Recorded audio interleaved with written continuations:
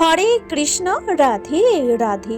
মৌমিতা পরিবারে আপনাদেরকে জানাই অনেক অনেক শুভেচ্ছা ও অভিনন্দন। আজকের আলোচ্য বিষয়টি হচ্ছে 2026 সালে অশোক ষষ্ঠী ব্রত কবে পড়েছে, পঞ্জিকা অনুসারে সঠিক সময়সূচি, ষষ্ঠী তিথি কতক্ষণ থাকছে, অশোক ষষ্ঠী ব্রত পালন করতে কি কি উপকরণ লাগবে, কিভাবে করবেন অশোক ষষ্ঠী ব্রত, এই দিনে ব্রতীরা কি খাবেন কি খাবেন না, এছাড়াও ব্রত কথা ও পৌরাণিক কাহিনী নিয়ে আমাদের আজকের ভিডিও।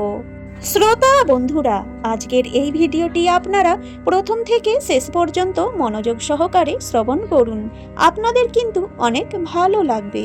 ভিডিওর শুরুতেই জেনে নেওয়া যাক অশোক ষষ্ঠীর পূজার উপকরণ এবং নিয়ম কি রয়েছে। অশোক ষষ্ঠী পূজার দিন যেমন অন্ন গ্রহণ করতে নেই, তেমনি যারা এই ব্রত পালন করবেন তারা তার আগের দিনও সংযম ব্রত পালন করবেন, অর্থাৎ কোন রকম আমিষ খাবার গ্রহণ করবেন না, পুরোপুরি নিরামিষ আহার গ্রহণ করতে হবে। আগের দিন আপনারা অন্ন খেতে পারেন, তবে পরের দিন যেদিনকে আপনারা উপবাস করছেন সেই দিন কোনোভাবেই অন্ন গ্রহণ করা যাবে না। সেই অবস্থায় সকাল থেকে উপবাস থাকবেন আপনারা। উপবাস থেকে মা ষষ্ঠীকে পুজো দিতে হবে। সেই পুজো দিতে যে উপকরণগুলি লাগবে সেগুলি হলো 6টা অশোক ফুলের কুঁড়ি, 6টা মুগ কড়াই, দই অথবা কাঁঠালি কলা, এই কটা উপকরণ লাগছে। এর সাথে কিছুটা সন্দেশ দেবেন অথবা বাতাসা দিলেও হবে। আর ধূপ প্রদীপ যা কিছু লাগে এই সমস্ত কিছু নিয়ে মা ষষ্ঠী দেবীর স্থানে পুজো দিয়ে আসবেন। পুজো দিয়ে আসার পর আপনারা প্রথমেই ওই অশোক ফুলের কুঁড়ি 6টি মুগ কড়াই আর দই কলা একসাথে মেখে খাবেন। কলা দিয়ে মেখে খেলেই ভালো, কারণ ওটি মুখে দিলে সাথে সাথে ঘিটে নেওয়া যায়। এটি কোনোভাবেই কিন্তু দাঁতে লাগানো যাবে না বা চেবানো যাবে না। এই অশোক ফুলের কুঁড়ি, মুগ কড়াই এগুলি খেয়েই কিন্তু এই ব্রতের উপবাস ভঙ্গ হবে। এরপরে আপনারা যে সন্দেশ প্রসাদ বা ফল প্রসাদ দিয়েছেন এবং যা কিছু প্রসাদ হিসেবে মায়ের জন্য নিয়ে গিয়েছিলেন সেই সবকিছুই আপনারা গ্রহণ করতে পারেন। তবে মনে রাখবেন এই দিনে লুচি পরোটা সমস্ত কিছু খাওয়া যায়। মুড়ি ভাত এবং চাল থেকে তৈরি কোনো খাবার আপনারা ওই দিন গ্রহণ করবেন না। আর যারা মন্দিরে না গিয়ে বাড়িতেই পুজো করতে চান তারা বটগাছের তলায়, নদী বা পুকুরে, জলাশয়ের ধারে, অনেকে আবার বাড়ির উঠানেও পুজো করে থাকেন। একটি ঘট বসাবেন, যেমন মা লক্ষ্মীর সামনে ঘট বসান ওই রকম ভাবে একটি ঘট বসাবেন। যদি মা ষষ্ঠীর চিত্র থাকে ওই রকম চিত্র বসাবেন, অথবা শুধু ঘট বসালেও হবে। ঘট বসিয়ে যা কিছু নৈবেদ্য আপনাদেরকে বললাম সমস্ত কিছু নৈবেদ্য সাজিয়ে রাখবেন। সাজিয়ে রাখার পর হাতে ফুল বেলপাতা নেবেন। এক্ষেত্রে আপনারা যে কোনো লাল রঙের ফুল নিতে পারেন। ফুল আর বেলপাতা চন্দন সহযোগে নিয়ে মা ষষ্ঠীকে স্মরণ করে জয় মা ষষ্ঠী বলে সন্তান এবং স্বামীর মঙ্গল কামনা করে ঘটে ফুলটি অর্পণ করবেন। 3 বার করে এইভাবে ফুল অর্পণ করবেন এবং তারপরে ওই যে সমস্ত অশোক ফুলের কুঁড়ি, মুগ কড়াই, ওই যে সমস্ত কিছু নৈবেদ্য মাকে গ্রহণ করতে বলবেন। তারপরে আপনারা ওই প্রসাদ গ্রহণ করতে পারবেন। এইবারে চলুন জেনে নেওয়া যাক অশোক ষষ্ঠী ব্রত আপনারা কবে পালন করবেন। 24শে মার্চ 2026, 9ই চৈত্র 1432 বঙ্গাব্দে মঙ্গলবার।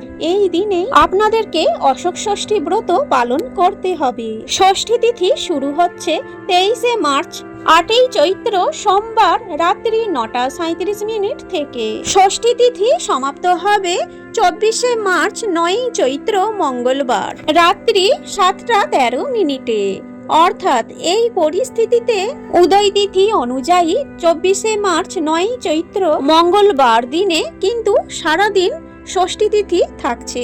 এই দিনে দুপুর 12টার মধ্যে আপনারা পুজো দিয়ে প্রসাদ গ্রহণ করবেন। শাস্ত্রে বলা হয়েছে যে মায়েরা এই অশোক ষষ্ঠী ব্রত পালন করে থাকেন তাদের ছেলেমেয়েরা দীর্ঘজীবী হন।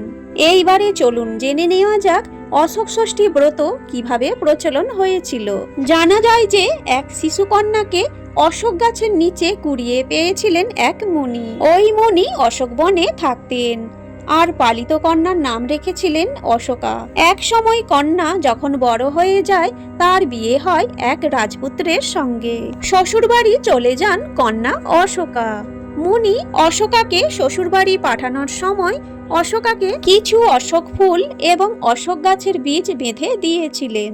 তার সঙ্গে এটাও বলে দিয়েছিলেন যে চৈত্র মাসের শুক্ল ষষ্ঠীর দিন এই শুকনো অশোক ফুলগুলো যেন তিনি জল দিয়ে খেয়ে নেন, এবং একই সঙ্গে অশোকাকে তিনি অন্ন বা চাল জাতীয় কোনো জিনিস না খাওয়ার আদেশ দেন। তারপর কেটে যায় অনেক বছর। ইতিমধ্যেই 7টি পুত্র এবং একটি কন্যার জন্ম হয়। তাদের বিয়েও হয়ে যায়। তারপর একদিন চৈত্র মাসের শুক্লপক্ষের সন্ধেবেলা অশোকা অন্ন গ্রহণ করবে না বলে জানিয়ে দেন। তার আদেশ মতো তার পুত্রবধূরা অশোকার জন্য মুখ কড়াই রাখতে শুরু করেন, কিন্তু ভুল করে কোনোভাবে একটি ধান তার মধ্যে রয়ে যায়। সেই ধান থাকা খাবার অশোকা মুখে তোলার পরেই ঘটে যায় ভীষণ রকমের সর্বনাশ। ওই খাবার খাওয়ার সঙ্গে সঙ্গেই তার পরিবারের সন্তান স্বামী সহ অনেকেই মারা যান। শোকে দিশেহারা হয়ে পাগলের মতো বিধ্বস্ত অশোকা তখন ছুটে গিয়েছিলেন ওই মুনির কাছে। তখন মুনি বলেন যে কোনোভাবে ওই খাবারে ধান মিশে গিয়েছিল, যার ফলে এই ক্ষতি হয়েছে। তিনি তখন সঙ্গে সঙ্গে তার ঘটি থেকে মন্ত্র পড়া জল অশোকাকে দিয়ে বলেন, এই মন্ত্রপুত জল তার মৃত সন্তান ও স্বামীর গায়ে ছিটিয়ে দিলে তারা সকলেই বেঁচে উঠবেন। অশোকা তখন তার মুনি বাবার কথা মতো সেই কাজ করেন। এর ফলে প্রাণ ফিরে পায় তার স্বামী সহ সন্তান এবং বাকি পরিবারের সদস্যরা।